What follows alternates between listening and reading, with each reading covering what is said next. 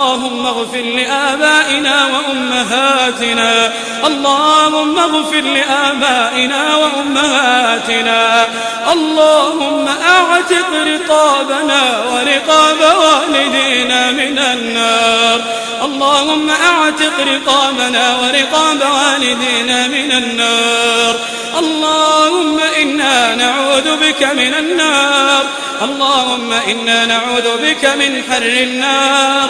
اللهم إنا نعوذ بك من فتنة القبر ومن عذاب القبر ومن عذاب القبر. اللهم اغفر للمؤمنين والمؤمنات والمسلمين والمسلمات وألف بين قلوبهم وأصلح ذات بينهم واهدهم سبل السلام. اللهم اغفر لجميع موتى المسلمين.